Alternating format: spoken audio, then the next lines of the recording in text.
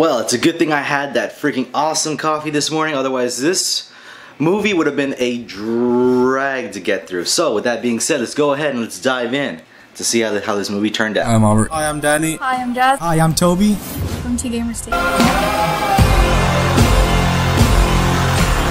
War Dogs. Alright guys, let's talk about the plot a little bit here, alright? So during the Iraq War, there's this guy named Ephraim Devarali. Am I saying that right? So he offers his childhood friend David, you know, the chance of a lifetime to make some serious freaking cash on the side. And, well, pretty much offering him a job, he ends up taking it because his life kinda sucks. He's a massage therapist, only making about $75 or $77 an hour, which sucks. Well, not technically that bad, but whatever.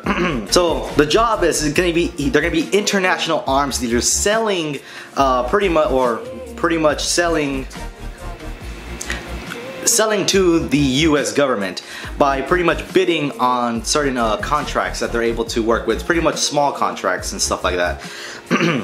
So that's as far as I'm going to touch on the plot because I don't want to spoil anything for you guys. So let's touch on the characters a little bit. Mostly it does focus on two characters, obviously Ephraim Devarali, played by Jonah Hill, and David Packhouse, who's played by Miles Teller.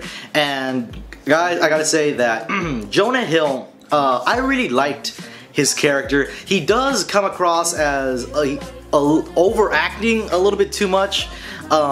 I will say, one thing I forgot to mention is that this movie is based on a true story. So how accurate the movie depicts everything that happened in this movie, it's, you know, iffy, because, you know, that's just how it is.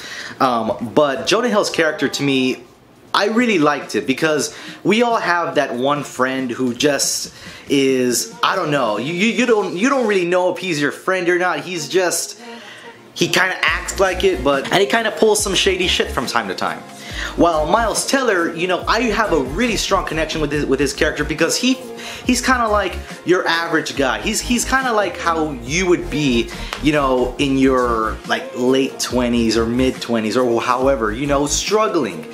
And especially in the beginning of the movie, he ends up having, he's surprised that he's ended up having a child with his girlfriend, and you know, the struggle of like finances and all that stuff, you can relate to that quite easily. Both characters, to me, I really enjoyed their performances. Like I said, Jonah Hill did come across as a bit overacting at times, but I felt like, you know, it felt real to me. Now, I will say that the girlfriend, I didn't really connect with her. She was just kind of like a throwaway character, just kind of thrown in there to make the character in this movie played by Miles Teller a bit more human, so a little bit more easier to connect with. Honestly, I connected with him right away, but I don't know, maybe it was just a throwaway character for me. She did have a pretty good performance nonetheless. Now, moving on to the cinematography, guys, there are some times where I felt like the quality kind of dropped, and it didn't feel like there was some steady camera work going on, but overall, it was fine. You know, it was some pretty good cinematography going on, some really nice shots. Some special effects.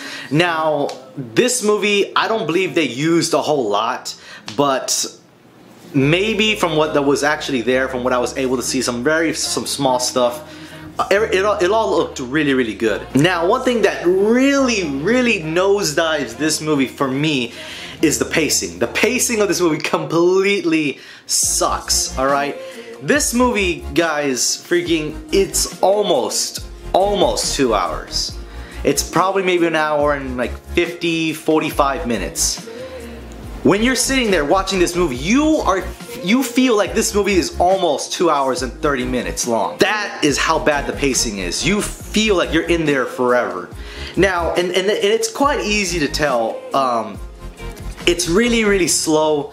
It's slow in the beginning, which is supposed to make sense because that's the build-up, but and really a lot of the stuff really starts picking up towards the middle when like shit starts going down, and towards the end where it's supposed to be the climax of the movie, it slows back down again, and like really it just I don't know, guys. It's just, it kind of felt like it was slow, and then it picked up, and then it got slow again, and and to me that's just bad. Like I said, you feel like you're in there forever. But I gotta say this, that overall, the story and the plot, the characters, everything that's going on in the movie is just so interesting. At least it was for me. This movie was still really good to the point where even though the pacing was bad, I still kind of liked it. It didn't completely take me out, but for many of us out there, it might. Now the ending, like I kind of touched on it a little bit. I'm not going to spoil anything for you guys.